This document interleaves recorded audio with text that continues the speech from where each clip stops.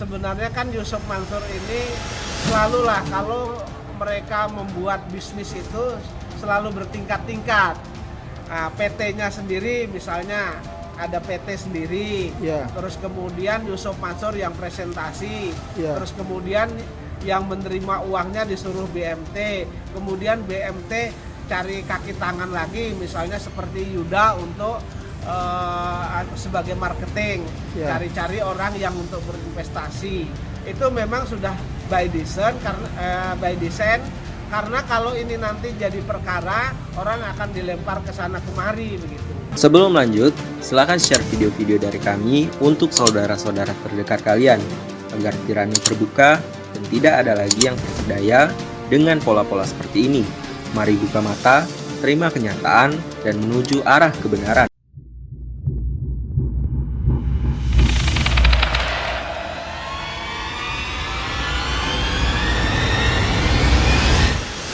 Dalam berbagai video, Yusuf Mansur seringkali menyatakan kesiapannya untuk membayar jika dinyatakan bersalah. Namun, dalam kasus batubara ini, ia berusaha mencari celah untuk membatalkan putusan hakim. Ia mengajukan argumen mulai dari masalah syariah, daerah pengadilan yang dianggap tidak sesuai, hingga berbagai alasan lainnya.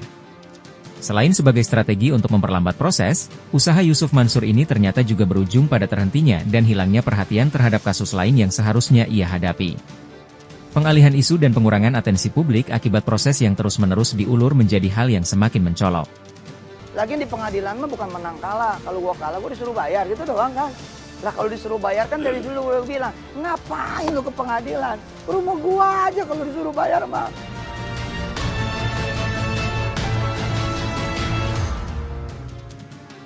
Ini hari Selasa tanggal 15 Oktober 2024 di Pengadilan Negeri Kota Bogor terkait upaya banding yang dilakukan oleh Yusuf Mansur dan teman-temannya mengenai perkara Ibu Ilis Siti Rahmah. Pak Jenny disilakan. Ya, jadi begini, berkaitan dengan putusan Pengadilan Negeri Bogor terkait perkara nomor 147-G/2023-PN Bogor. Ini adalah Bu Ilis Siti Rahmah selaku penggugat melawan Yusuf Mansur dan kawan-kawan.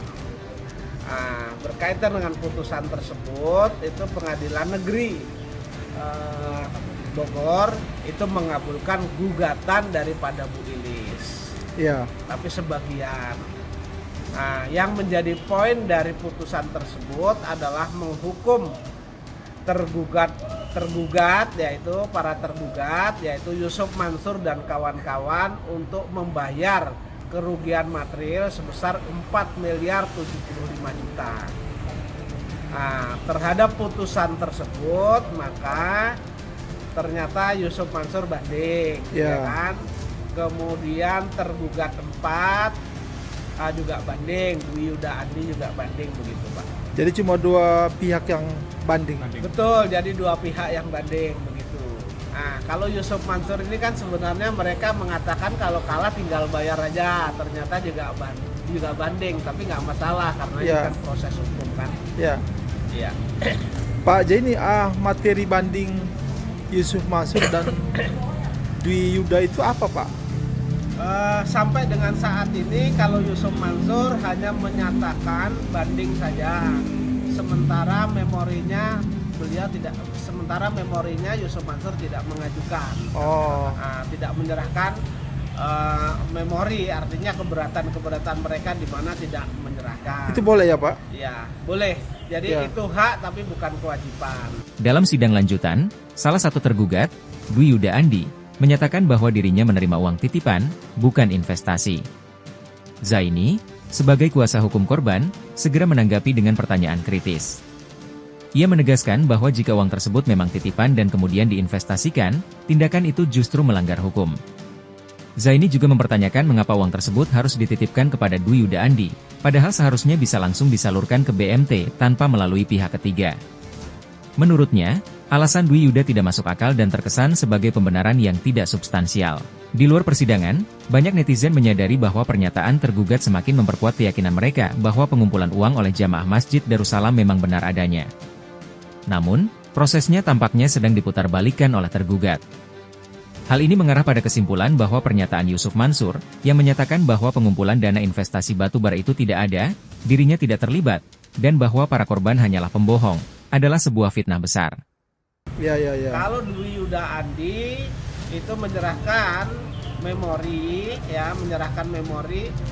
inti dari memori itu sebenarnya hampir sama dengan apa yang sudah pernah disampaikan dalam persidangan, artinya dalam jawaban.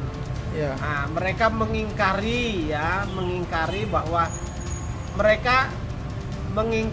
bahwa uang titipan itu adalah investasi yang disetor ke mereka, ya kan? Iya.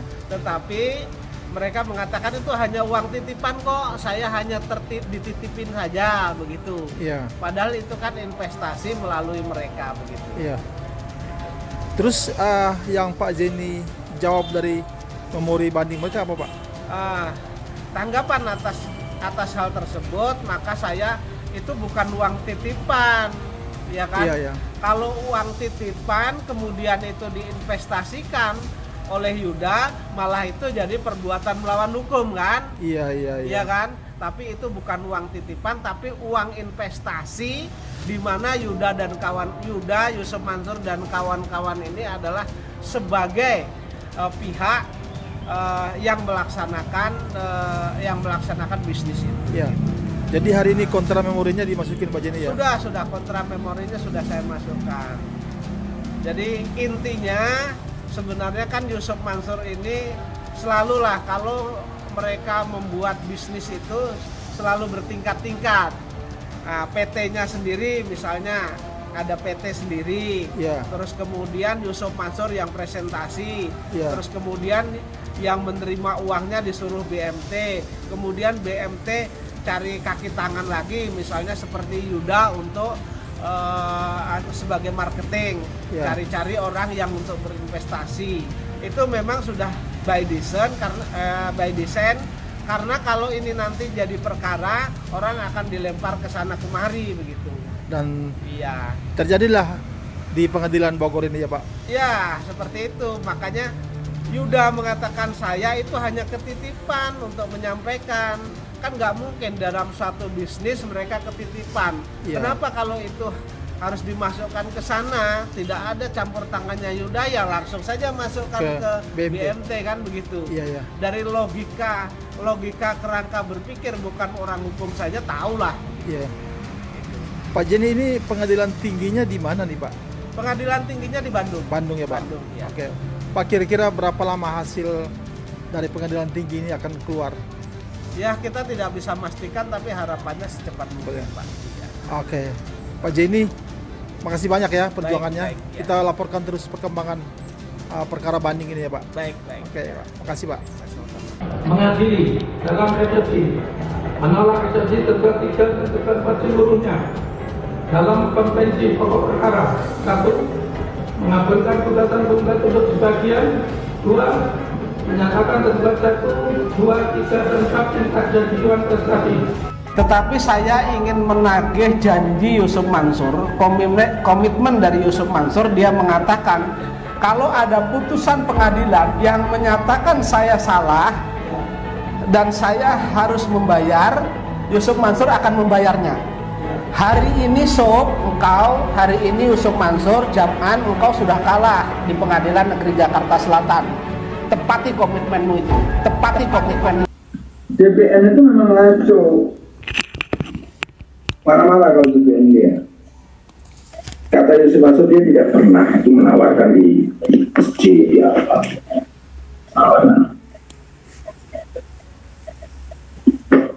Nggak pernah di masjid katanya. Iya, dia nggak pernah menawarkannya di masjid. Terus di mana? Bohong. Jadi orang-orang itu bohong gitu. Nah, saya menawarkan investasi di masjid. Masjid. Dalam tayangan program Telusur di TV One, klarifikasi Yusuf Mansur juga mengatakan bahwa dia menawarkan bisnis di sebuah restoran dan tanpa menyebutkan di dalam masjid. Di tengah efek luar biasa yang ditimbulkan kepada jamaah Darussalam karena investasi yang dia tawarkan, kala itu Yusuf Mansur tanpa rasa bersalah menantang jamaah untuk melaporkan dirinya. Kalau soal batu bara, dan ini orangnya pasti ngelihat, semua pasti ngelihat 3 hal. Gagah nih saya di TV ngomong. 1, pernah lihat saya nggak, ketemu saya nggak? Dalam urusan saya nawar-nawarin batu bara.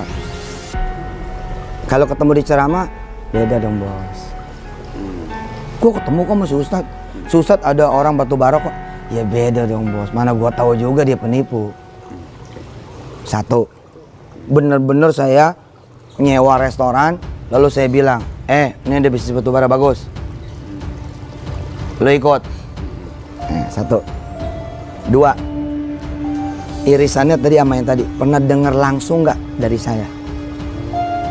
Yang ketiga, transfernya kemana? Gue udah bilang jangan ngaji sama Yusuf Mansur. Lu bandel sih.